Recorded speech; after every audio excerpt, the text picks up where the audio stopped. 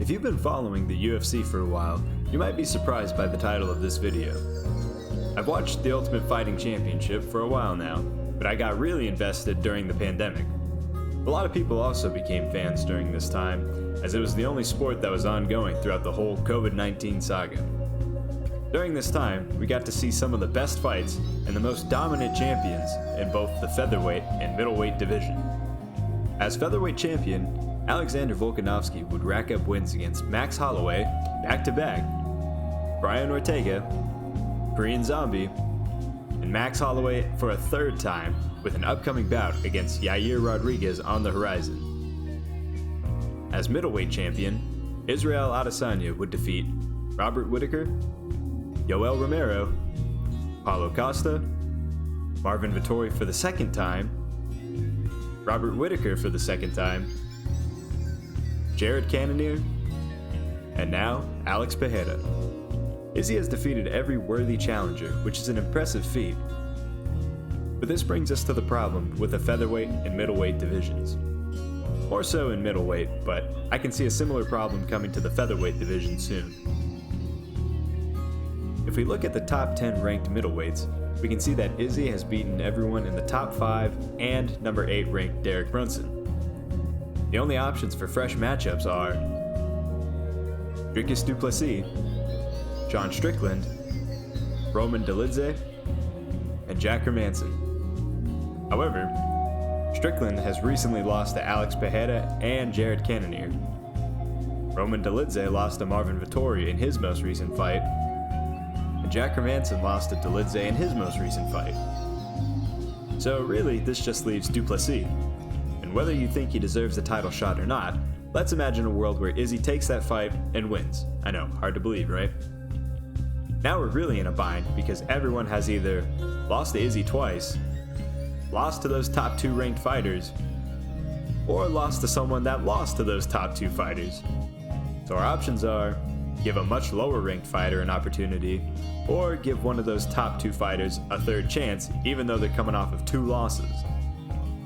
Not only will a lower ranked fighter likely not be able to put up much of a fight against Adesanya, but I don't think it would sell many pay-per-views either, so we can probably rule this one out. Well, alright, if that doesn't work, then why don't we just give Bobby Knuckles a third crack at Adesanya? Problem solved, right? Well, not really. If Rob loses, then we're right back where we started.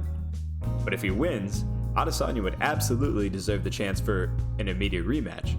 So would we then have to do Whittaker versus Adesanya 4? Aside from the unique situation of Moreno and Figueiredo, quadrilogies just don't happen in the UFC, so I don't think this one is likely either.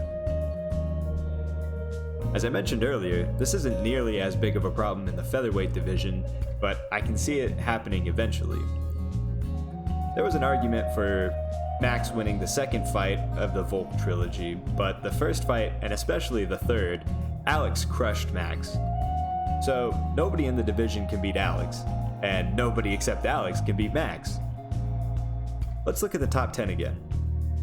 Volk has beaten number 2 Max, number 3 Brian Ortega, and number 6 Korean Zombie. Number 5 Josh Emmett has only lost to the current interim champion Yair, so he's not written off just yet.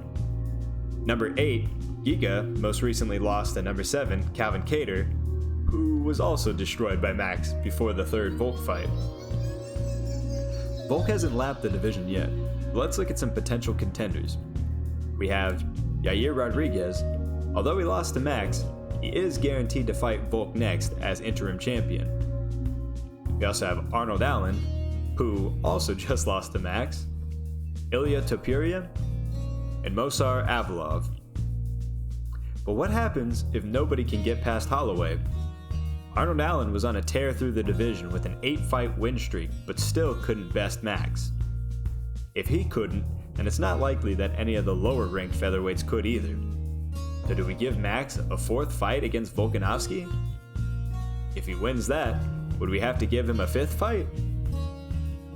Now, I get that the middleweight scenario is tough for a lot of the division, and this featherweight example really only sucks for Max and anyone he has to fight, but I'm a Max fan, damn it. Luckily, Max has the option of going up to featherweight and getting some money matches there. But how long will it be until featherweight is going through the same problem middleweight is?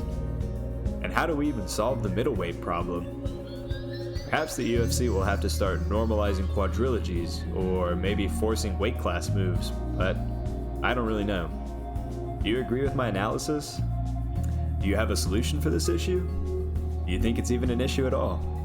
Let me know in the comments down below. Take it easy and have a good one, folks.